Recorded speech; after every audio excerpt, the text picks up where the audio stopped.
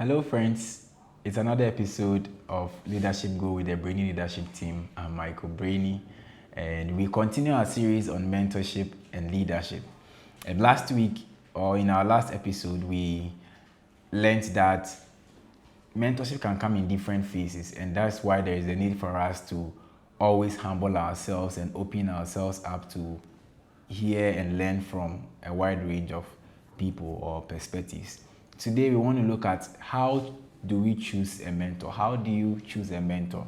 Because you might choose a mentor who might not be effective or who might not contribute a lot to your growth. But the end goal of mentorship is like coaching, it's like football field. And we have a football team playing.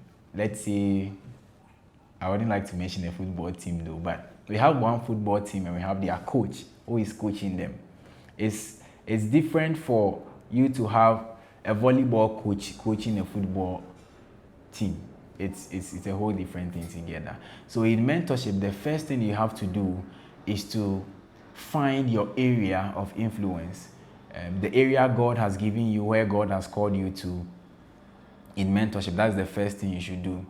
The second thing is to study key people in that area who have been successful. So there is a need for us to identify such people. So first, identify yourself and your area. Then you find people in that area who have been successful, who are treading on the path you are on as a leader. Then you learn from them. You receive guidance from them. So that's the second thing you have to do when choosing a mentor. First, find your area. Second, identify key people in your area that you can reach out to. The third thing is that once you've been able to identify these people, check their way of life, what we normally call track record. Check how successful they have been. Are they examples? Are they people you can look up to? Are they on track? Because one thing we are advocating for, especially here at the Brainy leadership team, is to raise leaders who are morally grounded, who are living or leading according to the standards of God. So there might be people who are leading, who are successful, but then are not doing that with integrity or the positive way. We have various forms of leaders who have evolved in our world from history, who led well. In fact, they had a team who subjected to them, but then clearly you know that their leadership styles were on the negative move. So after you identify your area, after you identify key people, now take time to monitor their living and see if they are actually leading well and leading with integrity. Then the next thing is to match their standards with that of our ultimate standard. Now, the ultimate standard of living and of leading is our Lord Jesus Christ. So you check the person you have identified, proven record, match with the standards of our Lord Jesus Christ. And just to say that, like I mentioned, he's the ultimate standard. So in fact, the first person we should go to for mentorship is him. So that young rabbi is our standard, and that is who you should match the key people you identify with.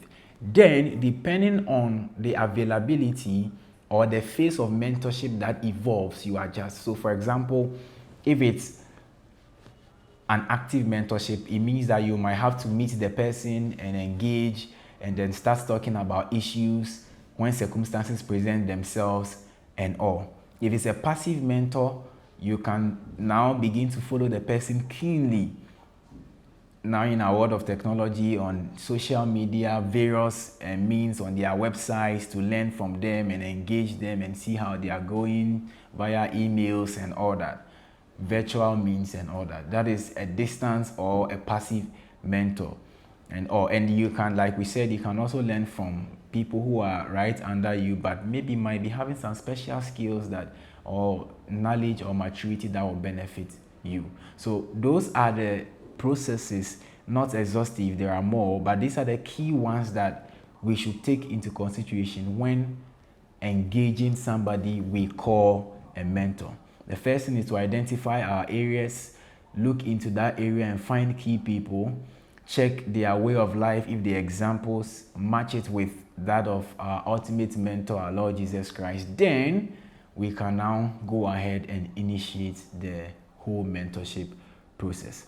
In our next episode, we are going to look at what goes into mentorship, the key things that have to be considered. We'll go on and look at the place of a mentee, the place of a mentor, and how the whole thing makes leadership so beautiful and successful.